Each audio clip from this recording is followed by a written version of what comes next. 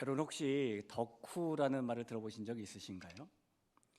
어떤 그 분야의 특정한 분야에 깊이 빠져서 몰두하는 사람을 일본어로 오타쿠라고 합니다. 근데 그 오타쿠라는 일본어를 우리나라에서는 오덕후라고 발음을 바꿔서 부르게 되죠. 그리고 오덕후에서 오자를 빼고 생략해서 줄여 부르는 말이 덕후라는 말입니다. 그래서 이 덕후라는 말은 어떤 분야에 몰두해서 전문가 이상의 열정과 흥미를 가지고 있는 사람이란 뜻인데 부정적인 의미만 가지고 있는 말은 아니에요. 이 덕후라는 말에서 발전한 성덕이라는 말도 있습니다. 이 성덕은 성공한 덕후의 준말인데요. 이 덕후인 사람이 사회적으로 너무너무 성공해가지고 자기가 깊이 몰두했던 대상이나 사람을 직접 만나게 되거나 아니면 사회적으로 크게 성공한 사람이 덕후일 때 그런 사람을 성공한 덕후, 줄여서 성덕이라고 부르게 됩니다. 어떤 의미에서 저와 여러분은 예수님께 깊이 빠져서 몰두하고 있는 예수님의 덕후인 사람들이죠. 여러분, 우리가 예수님의 덕후라면 이왕이면 예수님의 성공한 덕후, 성덕이 되어야 되지 않을까요? 어떻게 하면 우리가 이 예수님의 성공한 덕후인 성덕이 될 수가 있을까? 오늘 우리가 읽은 이사야서라는 이 책에는 소위 종의 노래라고 붙여진 말씀이 4번 등장을 하게 됩니다. 그 중에 우리가 읽은 53장의 말씀은 4번째로 나오는 종의 노래예요. 먼저 우리가 이 말씀을 보면서 좀 살펴보기 원하는 것은 이사야서에서 말씀하고 있는 이 종이 도대체 누구인가에 대한 것입니다. 사도행전 8장에 보면은 예루살렘 교회의 빌립 집사가 성령에 인도되어서 예루살렘에서 가사로 가는 길에 가게 되었어요. 그리고 빌립 집사는 그 길에서 에디오피아 여왕의 국고를 맡고 있었던 한 내시가 수레를 타고 가는 것을 보게 됩니다. 그 순간 성령이 이 빌립 집사에게 그 수레로 가까이 가봐라 그래서 가봤더니 이 수레에 타고 있던 그 관원이 이사야서 말씀을 읽고 있었어요. 그래서 빌립 집사가 그 에디오피아 내시에게 읽고 있는 것을 깨닫느냐라고 물었는데 그 사람이 말하기를 지도해 주는 사람이 없어서 깨닫기가 어렵다라고 대답을 합니다. 그때 그 에디오피아 여왕의 국고를 맡았던 내시가 읽었던 말씀이 어떤 말씀이냐면 사도행전 8장 32절 33절에 보니까 읽는 성경 구절은 이것이니 일러스되 그가 도살자에게로 가는 양과 같이 끌려갔고 털 깎는 자 앞에 있는 어린 양이 조용함 같이 그의 입을 열지 아니하였도다. 그가 굴욕을 당했을 때 공정한 재판도 받지 못하였으니 누가 그의 세대를 말하리요 그의 생명의 땅에서 빼앗김이라도 하였거늘 이라는 말씀입니다. 그리고 이 에디오피아의 관원이 내시가 읽고 있었던 말씀은 이사야 53장 7절에 있는 말씀이었어요. 우리가 7절 한 번 더 볼까요? 그가 곤욕을 당하여 괴로울 때에도 그의 입을 열지 아니하였으며 마치 도수장으로 끌려가는 어린 양과 털 깎는 자 앞에서 잠잠한 양같이 그의 입을 열지 아니하였도다. 그러면서 이 관원이 이 내시가 빌립 집사에게 도대체 이 사람이 누구를 가리킴이냐라고 묻습니다. 그래서 빌립 집사가 대답을 해주죠. 대답이 사도행전 8장 35절입니다. 빌립이 입을 열어 이 글에서 시작하여 예수를 가르쳐 복음을 전하니라고 합니다. 자, 그렇다면 여러분 오늘 본문인 이사야 53장에서 노래하고 있는 이 종은 예수님을 가리키고 있는 것이겠죠? 여러분 예수님께서는 어떻게 생기셨을까요? 혹시 이런 그런 보신 적 있으십니까? 이런 그림 보신 적 있으시죠? 예수님께서 이런 모습이실까요? 2차 세계대전이 한창인 무렵에 한 사진사가 예수님에 대해 알게 되었는데 그는 아직 마음에 확신이 없었어요. 하나님께 기도했답니다. 하나님, 당신의 아들 예수의 얼굴을 한번 볼 수 있게 해주세요. 어느 날 그가 눈이 녹아가는 벌판을 말을 타고 달려가는데 마음속에 이런 음성이 들렸답니다. 사진을 찍어라, 사진을 찍어라. 그래서 그가 무엇을 찍어야 됩니까? 라고 마음으로 물었더니 다시 마음의 음성이 들리기를 보이는 곳을 찍어라 그랬대요. 그래서 사진을 찍었다는 거죠. 그리고 나중에 암실에 들어가서 현상하는 순간에 그는 눈 녹는 그 모습 가운데 인자교수시는 예수님의 모습을 보았다라는 그림이 저 그림입니다.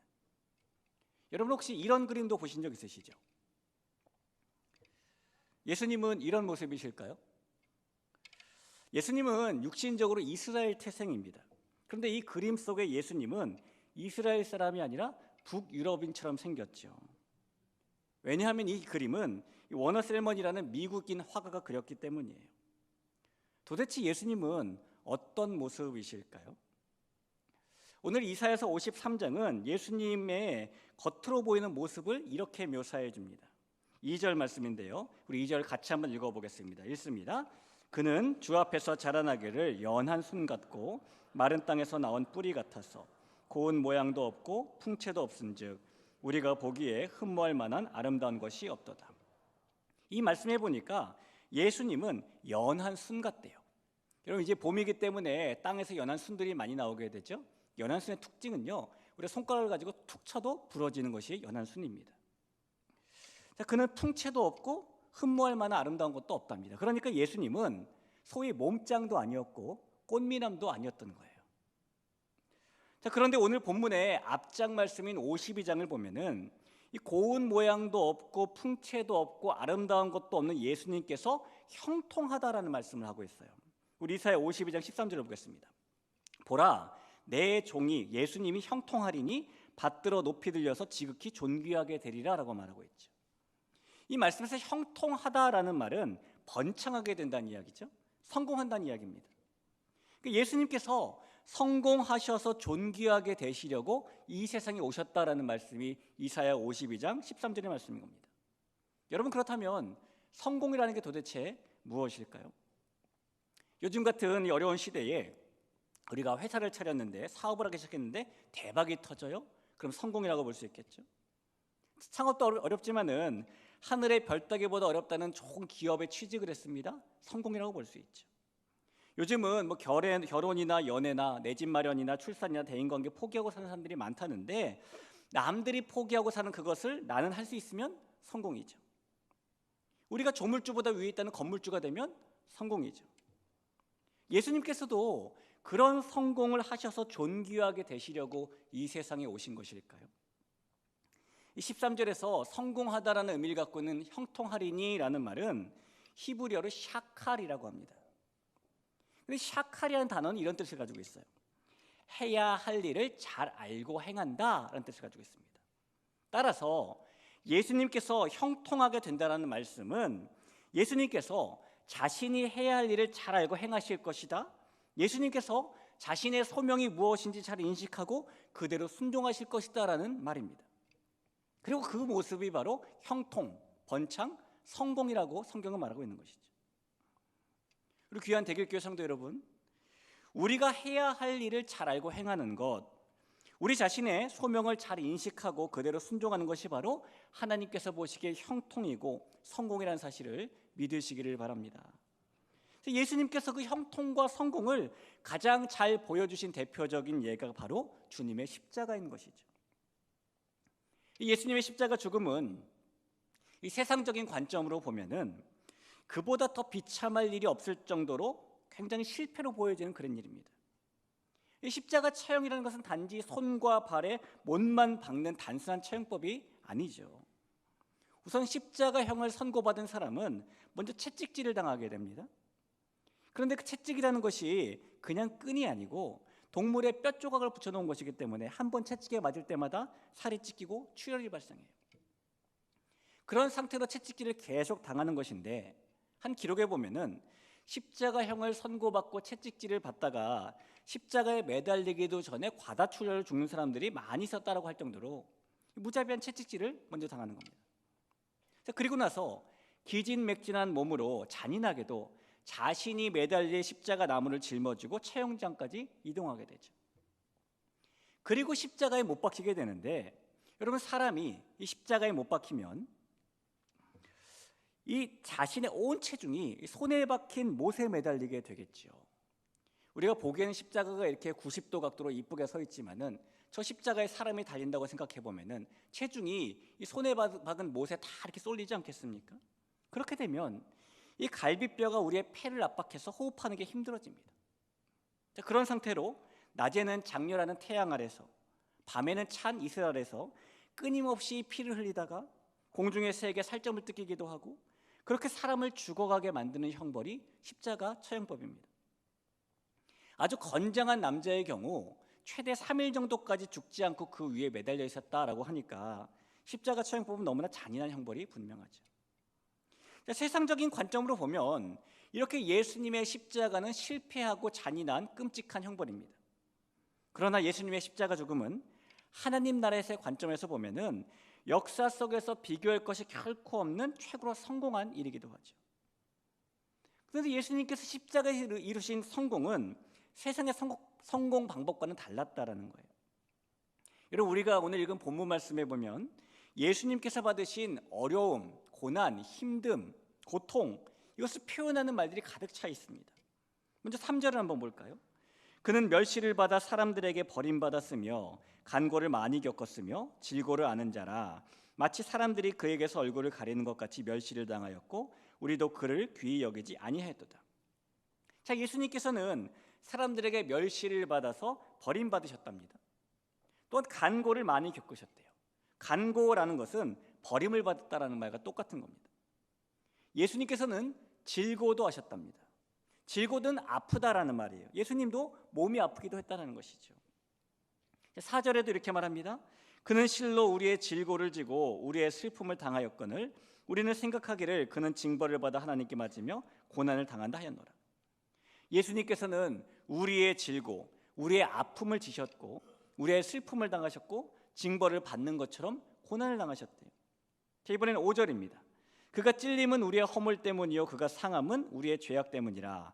그가 징계를 받음으로 우리는 평화를 누리고 그가 채찍에 맞음으로 우리는 나음을 받았도다. 예수님께서 찔렸고 상했고 징계를 받았고 채찍에 맞았답니다. 자, 마지막으로 8절 한 번 더 보면 그는 곤욕과 신문을 당하고 끌려갔으나 그 세대 중에 누가 생각하기를 그가 살아있는 자들의 땅에서 끊어짐은 마땅히 형벌받을 내 백성의 허물 때문이라 하였으리요 라고 말하죠. 예수님께서는 곤욕과 신문을 당하고 끌려가셨답니다. 예수님께서 이렇게 멸시와 버림, 고통과 징벌을 받으셨지만 그것이 예수님께서 십자가 위에서 성공을 이루신 방법이라고 지금 소개하고 있는 겁니다. 왜냐하면 그것이 이 샤칼, 예수님께서 자신이 행해야 할 일이 무엇인지를 잘 알고 행하신 일이기 때문이고 예수님께서 자신의 소명을 잘 인식하고 그대로 순종하신 일이기 때문인 거예요. 여러분, 하나님께서는 우리의 성공과 우리의 형통도 예수님의 성공과 같은 관점으로 바라보세요. 하나님께서는 우리가 가진 것이 많고 사회적인 명성을 쌓고 높은 감투를 쓰고 이것을 성공으로 보시는 것이 아니십니다. 하나님께서는 우리가 주님을 위해 많은 공을 세우는 것도 성공으로 보시는 것이 아니시죠. 하나님의 관심은 오직 우리가 얼마나 맡겨진 소명에 충실하는가에 있고 우리가 맡겨진 일에 순종으로 반응하는 그 모든 것을 하나님께서는 우리의 성공으로 보신다는 겁니다. 그러나 때로는 우리가 예수님께서 이루신 이 순종의 방법을 따라가는 것을 주저할 때가 있는 것이 사실이죠. 우리가 예수님처럼 이 맡겨진 일을 인식하고 순종하는 삶을 사는 것을 하나님께서 합당한 성공으로 여기시는 것을 알고는 있는데 예수님의 이 성공 방법이 심한 고통과 순환을 통하신 것이기 때문에 그 길에 선뜻 들어서기가 주저되는 겁니다. 이렇게 본문 말씀처럼 예수님께서 고통을 당하다는 표현이 가득한 것을 보면서 이것이 과연 우리가 추구해야 될 성공의 길인가 하는 생각에 선뜻 발걸음이 떨어지지 않기도 하는 것이죠. 그러나 여러분, 우리가 예수님의 이 성공의 방법을 보면서 꼭 기억해야 될 것이 있어요. 예수님께서 왜, 무엇 때문에 이런 혹독한 고난을 통해 성공을 이루신 것일까라는 것입니다. 이 고대 근동에서는 사람들이 형벌을 받을 때는요, 그 사람이 그만큼 잘못했기 때문에 받는 것이다라는 생각이 지배적이었습니다. 그럼 과연 예수님께서도 그만큼 잘못하셨기 때문에 이 형벌을 받으신 것인가요? 아니죠. 하지만 우리가 너무나 잘 알다시피 예수님의 이런 형벌, 고통은 예수님의 자신의 죄에서 비롯된 것이 아닙니다. 5절 말씀에 이렇게 다시 써 있잖아요. 그가 찔림은 그의 허물 때문이 아니라 우리의 허물 때문이요. 그가 상함은 그의 죄악 때문이 아니라 우리의 죄악 때문이라. 그가 징계를 받음으로 그가 평화를 누린 것이 아니라 우리가 평화를 누리고 그가 채찍에 맞음으로 그가 나음을 받은 것이 아니라 우리가 나음을 받았다라고 말합니다. 예수님께서 고통을 통해 십자가를 통해 성공을 이루신 이유는 바로 저와 여러분이 나음을 얻게 하시기 위함이에요. 예수님의 고통은 대리 처벌을 받는 고통이었다는 것이죠. 여러분, 우리나라 옛날에 양반 제도가 있을 때요, 이 양반이 죄를 지어서 곤장을 맞게 될 일이 생기면 그 집의 하인이 주인 대신에 곤장을 맞는 경우도 있었어요. 또 그 당시에는 정말 먹고 살 길이 없어서 돈을 받고 남을 대신해서 매를 맞아주는 사람도 있었습니다. 그런 사람들을 매품팔이라고 불렀죠. 하지만 예수님의 대리처벌은 그런 것들과 차원이 다른 것입니다. 하인은 양반인 주인이 시키니까 어쩔 수 없이 곤장을 대신 맞는 것이지만 예수님께서는 주인이시면서 종처럼 대신 맞으신 거예요. 매품팔이는 돈을 받고 대신 매를 맞아주지만 예수님께서는 그 어떤 대가나 영광도 받지 못하고 대신 고통을 받으신 겁니다. 예수님께서는 우리의 죄 때문에 받아야 될 모든 징벌과 고통을 대신 받으시는 것이 바로 자신에게 주어진 소명이라는 것을 잘 알고 계셨고 순종으로 그 소명을 완수하셨기 때문에 하나님께서는 그런 예수님을 히브리어로 샤칼, 형통하다고 성공하다고 말씀해 주시는 겁니다. 사랑하는 대길교회 성도 여러분, 저와 여러분은 예수님께 깊이 빠져서 몰두하며 사는 예수님의 덕후들입니다. 그렇다면 우리가 예수님의 덕후로서 성공한 덕후가 되기 위해서는 역시 예수님께서 하신 샤칼의 모습을 가질 필요가 있어요. 우리에게 주어진 소명이 무엇인지 잘 알고 순종으로 대하며 우리에게 해야 할 일이 무엇인지 잘 알고 순종으로 행하는 것이죠. 하나님께서는 우리 각 사람에게 맡은 바 소명을 분명히 주셨습니다. 우리 중에 소명을 받지 않은 사람은 단 한 명도 없어요. 어떤 사람에게는 가정을 잘 지키는 것이 소명이고요, 어떤 사람에게는 아이를 잘 키우는 것이 소명이고, 어떤 사람에게는 자기 직업에 최선을 다하는 것이 소명이고, 어떤 사람에게는 믿음의 공동체 안에서 작은 자리라도 충성을 다하는 것이 소명이고, 어떤 사람에게는 예배 자리마다 참석해 하나님을 찾는 것이 소명이고, 또 어떤 사람에게는 리더로서 예수님처럼 남을 위한 고통의 십자가를 지는 것이 소명이고, 우리에게는 하나님께서 부르신 부르심의 목적이 다 있습니다. 그래서 우리가 예수님처럼 우리에게 주어진 소명을 순종으로 이루는 그 샤칼, 형통과 성공을 위해서, 심지어 그 과정 중에 십자가가 있다 할지라도 우리가 하나님 앞에서 해야 할 일, 하나님께서 우리에게 원하시는 일, 하나님께서 우리에게 맡기신 일을 잘 알고 순종으로 해야 한다는 것입니다. 그것이 바로 예수님의 성공한 덕후, 예수님의 성덕이기 때문이에요. 예수님의 이 덕후로서 우리도 우리의 소명을 인식하고 주신 소명에 순종의 삶을 살아갈 때에 우리 예수님처럼 성공자가 될 수 있음을 믿으시기를 바랍니다. 하나님께서는 다시 한번 예수님에 대해서 이사야 52장 13절에 이렇게 또 말씀하셨죠. 우리가 아까 읽었던 말씀인데 이 말씀을 한 목소리로 같이 한번 읽어볼까요? 읽겠습니다. 보라, 내 종이 형통하리니 받들어 높이 들려서 지극히 존귀하게 되리라. 그 길이 십자가의 길이었지만 예수님께서는 하나님이 원하시는 길에 순종의 발걸음을 떼셨기 때문에 형통하고 받들어 높이 들려서 지극히 존귀하게 되셨습니다. 여러분, 하나님께서 예수님에게 이렇게 말씀하셨다면 우리에게는 뭐라고 말씀하실까요? 우리가 어떤 힘듦이 있더라도 예수님처럼 우리에게 주어진 소명, 우리를 부르신 목적에 순종으로 반응한다면, 그 예수님의 십자가의 도를 따라간다면 하나님께서는 우리에게도 동일하게 형통하고 존귀하다라고 말씀하실 겁니다. 그렇게 예수님의 발자취를 따라 예수님처럼 성공하고 형통하고 존귀해지고 받들어지는 주님의 성공한 덕후, 예수님의 성덕이 우리 모두가 되기를 간절히 소원합니다. 우리 같이 한번 찬양할까요? 찬양할 때에 여러분, 괴로울 때 주님의 얼굴 보라라는 찬양 같이 한번 고백했으면 좋겠어요. 우리가 그 십자가에 달리신 주님을 바라보기만 하면은 우리 주님께서 우리에게 존귀와 평안과 말씀 있는 것처럼 우리를 받들어 높이시는 은혜 주실 줄로 믿습니다. 그런 마음 가지고 같이 한번 찬양으로 고백하죠. 괴로울 때 주님의 얼굴 보라.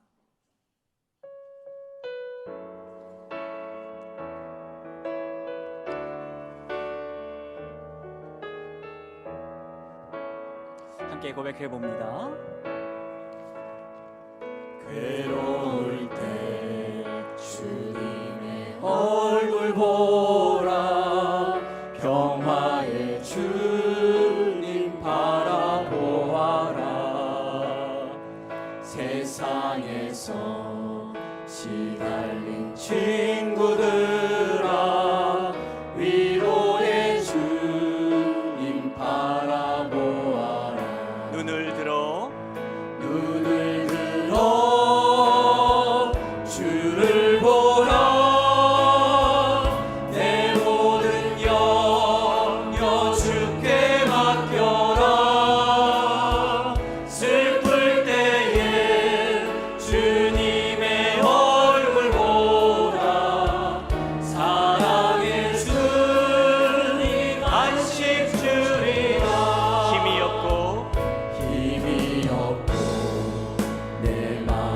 연약할 때 능력의 주님 바라보아라. 주의 이름 부르는 모든 자를 힘주시고 늘 지켜주시고 눈을 들어 주를 보라. 눈을 들어 주를 보라. 내 모든 염려 주께 맡겨라. 슬플 때에 주님의 얼굴 보라. 사랑의 주님 한번 더 느껴볼까요? 괴로울 때 주님의 얼굴 보라. 괴로울 때 주님의 얼굴 평화의 보라. 평화의 주님 바라보아라. 세상에서 시달린 친구들아 위로의 주님 바라보아라. 눈을 들어 눈을 들어 주를 보라. 내 모든 염려 주께 맡겨라. 슬플 때에 주님의 얼굴 보라. 사랑의 주님 안심 주리라. 눈을 들어 주를 보라. 내 모든 염려 주께 맡겨라. 슬플 때에 주님의 얼굴 보라. 사랑의 주님 안심 한번 더 고백합니다. 눈을 들어 주를 보라. 내 모든 염려 주께 맡겨라. 슬플 때에 주님의 얼굴 보라. 사랑의 주님 안심 주리라. 이 시간에 같이 한번 기도할까요? 우리가 소리를 내서 기도해도 좋고요, 또는 마음으로 기도해도 좋은데, 기도할 때 동일하게 이 시간에 우리 예수님의 십자가를 바라보며 같이 한번 기도했으면 좋겠습니다.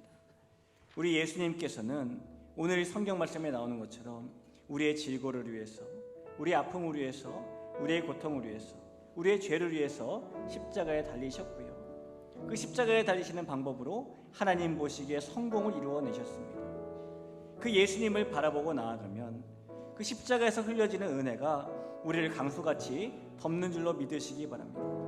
그 십자가의 은혜가 우리를 덮고 나면은 우리의 삶에 하나님의 동행, 하나님의 역사, 주님의 흔적이 나타나게 됨도 믿으시기 바랍니다.